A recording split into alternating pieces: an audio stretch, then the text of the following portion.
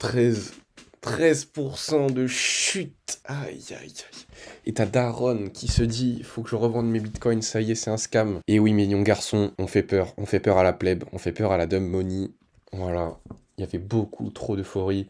Et quand on prend la température, évidemment, il fait froid. Et évidemment, les gens ont peur. Cet indicateur-là, c'est une heatmap season. En gros, simplement, ça indique les bougies où on était assez optimiste, où il y avait beaucoup d'euphorie, et les bougies où on avait très peur, où on était pessimiste.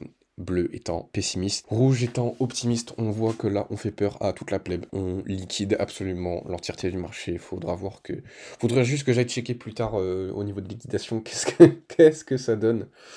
Mais là, on a fait un plus bas, très très bas. On a fait un plus bas là à 56 516 dollars. Donc ça faisait longtemps qu'on n'avait pas vu un niveau aussi bas. Ça date de février. Et ouais, de février, donc on a pris l'entièreté de l'order block en vue 4 heures, par contre. Et ça présage potentiellement un rebond. Après, on va voir pourquoi c'est potentiellement pas du tout un rebond, juste après. Donc, juste, on va revenir sur la vue. La vue hebdomadaire, rien d'alarmant. Pour l'instant, en vérité, hein, c'est juste un petit retracement, faut qu'on fasse peur au marché. On est juste revenu dans la zone de fair value gap en vue weekly. Vous voyez là, on avait une zone de fair value gap ici, on est juste revenu dedans et à mon avis, peut-être qu'on va aller chercher ces order blocks là, mais on n'ira pas plus bas à mon avis.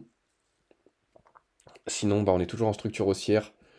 Donc c'est cool. Au niveau du RSI, qu'est-ce que ça dit? On commence à redescendre assez bas, on est au niveau des 55. Peut-être qu'on va trouver un support autour des 50. Et peut-être pour repartir. Faut voir. Faut voir ce que nous fait le RSI. Ça va être intéressant de suivre ça. Vue daily, on a quitté la boîte, on a quitté notre magnifique boîte, notre range. On a directement fait un retest, et là on est en train de complètement quitter, on est clairement en train de s'en aller très très loin. Et si on prend la hauteur de ce bazar et qu'on le fout à la clôture, quel hasard! Quel hasard, la zone d'order block. Faut voir comment le prix se comporte à ce niveau-là. Si on a des signes de faiblesse, à mon avis, on va aller chercher ces zones-là pour faire capituler l'entièreté du marché crypto. Que l'entièreté du marché crypto se dise, ça y est, c'est la fin du monde, c'est la fin des haricots. Je vais me couper le sgeg, ça va plus, je suis endetté. Alors qu'on fait juste peur au marché finalement. Parce que là, on voit qu'on a eu un market structure shift en termes de... Market structure shift, qu'est-ce que je te raconte? On a eu un shift en termes de température, on a eu un changement de saison, hein, carrément. Là, on était en été, là, on passe en hiver assez rapidement. On était en été jusqu'à à peu près là, hein. Jusqu'à là, dans ces zones-là, c'est là où vraiment on a commencé à shift. Et là, on voit qu'en l'espace de même pas un mois, on est passé dans le bleu très rapidement, en une dizaine de jours. Là, déjà, on était très très bleu en 5 jours. Mais là, c'est hyper flagrant. Et pour moi, c'est juste qu'on est passé de surachat à survente hyper rapidement. Et généralement, quand on passe de surachat à survente assez rapidement comme ça, ça présage du bon en vérité, hein. Ça présage du bon, ça veut juste dire qu'on est là pour sortir les gens du marché. Donc comme on l'a fait là en fait, hein. On sort les gens du marché, petite capitulation, on était monté quasiment à 50 000, on redescend à 37 000, on perd 25%, 20%. Là on perd la même, hein. On perd, hop, voilà, 23%. Même chose à peu près là. Ici, hein, c'est à peu près la même chose. Là, on perd 22%. Là, on avait perdu un peu moins. Ah non, même pas, on avait perdu pareil, même chose. Et on passe ici, là, de surachat à survente. Et dans le surachat ici, on perd 20%. Voilà, donc pour moi, il n'y a rien d'alarmant. Juste la seule grosse différence, c'est qu'ici, les gens étaient hyper optimistes. C'est vraiment la seule chose qui change. Ils étaient extrêmement optimistes. On parlait de nouvelles ATH, on parlait de 84 000, 90 000, 100 000, des targets de malade mental, des 140 000 à tirer l'arigot. Et voilà, donc les gens ils se font baiser, hein, comme d'hab la dumb money. Alors personnellement, moi j'ai retiré tous mes bags à ce niveau-là. On va juste aller voir mon compte BitsGap après, hein.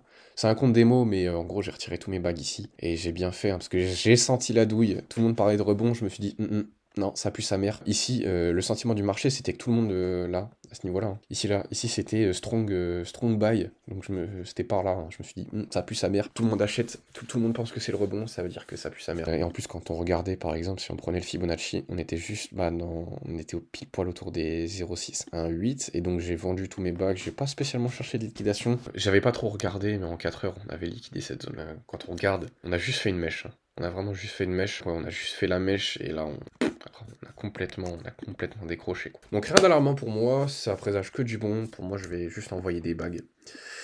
Juste envoyer des sous, enfin des sous, de mon compte Nemo, hein, ici et ici. Et voilà. Et voilà pour le Bitcoin en vue daily, semaine, voilà, vraiment rien d'alarmant. Rien d'alarmant. Vue 4 heures, bah ouais, on est venu liquider tout ça. Et tout le monde s'attendait à un rebond, hein. Vous pouvez voir, hein.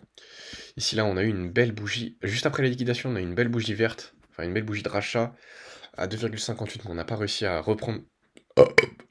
Pardon, toute l'ancienne bougie. Et là, on s'est fait démarrer. Il y a des gens ici qui pensaient que c'était le rebond. Ils se sont fait soulever, comme d'hab. Moi, ce que je vais attendre, c'est que dans cette zone-là, on trouve une inversion structure, un rebond, un petit time frame, M30, M15, ça me suffira. M5, je vais pas prendre, même si là, on a eu une inversion structure. On peut le voir, et je pense qu'on va peut-être faire un nouveau plus haut en M5, mais pour moi rien de fifou, pour moi rien de dingue, hein. Pour moi c'est pas très viable. À partir de là, je prends à partir de là, et qu'est-ce qu'on voit? On est revenu sur la zone des 0,618, et si on regarde en M1, il devait y avoir de l'order block ici, on est revenu dans la zone d'order block, donc je pense qu'on va faire un nouveau plus haut en petit time frame. On va suivre ça vite fait. Mais rien de folichon, pour l'instant ça me suffit pas pour que ce soit très bullish. Enfin pour qu'on reparte, hein. Ça pour moi ça me suffit pas, hein. Les trucs en M5 je regarde pas trop, même si pour avoir des entrées sniper ça peut être sympa de regarder en M5, mais sinon je vais plus regarder en M15. Voilà, donc voilà pour le BTC, et forcément bah, il y a tout le marché crypto qui suit, absolument tout le marché crypto. Il y a quelques cryptos, on va voir sur la cryptomap qui qui s'en battent un peu les steaks. C'est assez marrant quand on regarde la cryptomap dans le top 100. Cryptomap du top 100, BTC qui perd quasiment 8%, AR. L'AR qui perd quasiment 17, mais non, en fait 19%. Et voilà, je vais reprendre la vidéo un peu après. Ça a coupé, ça arrive, hein, c'est juste mal organisé. Bref. Mais sinon, on voit que tout est dans le rouge. Là, on a le top 100. Donc, on a des perfs qui s'approchent de celles du Bitcoin. On est à moins 7%. Et ça gravite autour de moins 7%. Mais par exemple, si on va dans le top 200, on voit déjà qu'il y a des baisses un peu plus importantes. Anker, moins 14. Manta, moins 8%. Ordi, moins 17%. Rai qui prend cher, hein, dans lequel j'avais investi. Mais heureusement, j'ai retiré tous mes bags. Luna Classic, qu'est-ce qu'il fait là? Il y a encore des gens qui investissent là-dedans. Pourquoi pas? Écoutez, pourquoi pas Casper qui perd, mais pas tant que ça. Pas tant que ça par rapport au Bitcoin. Et sinon, on a par exemple des projets comme, je crois que c'est ADA. C'est ADA. Non, c'est Atom. C'est Atom qui prend, mais pour moi, c'est irréel. Optimism, pareil. C'est assez marrant, hein, le nom d'ailleurs. Ça reflète assez bien sa performance sur le marché. Après, sinon, top 300, bah pareil, hein. Voilà, c'est très rouge, hein. REZ, moins 41%. Bordel de cul. Bref, et rien d'alarmant, pour moi c'est juste, on fait une petite liquidation, on fait un petit peu peur au marché pour reprendre plus tard en fait, hein. Si on regarde en vue semaine, rien d'alarmant, pour moi c'est juste une zone de rachat. Et là si vous avez conservé vos bagues, si vous n'avez pas vendu dans les zones intéressantes qui étaient... Oh là là, c'est lent! C'est lent! Ah, voilà. Bon, comme moi j'ai revendu ici, si vous avez fait à peu près comme moi, que vous avez revendu dans ces zones-là, bien wedge. Par contre, si vous avez, si vous avez holdé, eh ben, force à vous, on n'est pas du tout en bleu sang, mais il y a quand même toujours des options de sortie, entre guillemets. Ce que je ferais à votre place, ceci n'est pas un conseil financier, ce que je ferais à votre place si vous avez holdé, bah, c'est que je ne sortirai pas ma position, tant qu'à faire. Autant la garder, mais par contre, réinjecter. Hein, ceci n'est pas un conseil financier, mais réinjecter des sous, ici et ici. Et moi, personnellement, je suis sorti là et je compte réinjecter quand j'aurai vraiment des signes de force ici et ici, hein, parce que je pense qu'on va revenir chercher ça pour faire peur un max. Enfin bon, bref, je l'ai déjà dit, je me répète. En vue mensuelle, par contre, ça pue de la queue. Ça pue de la queue de fou.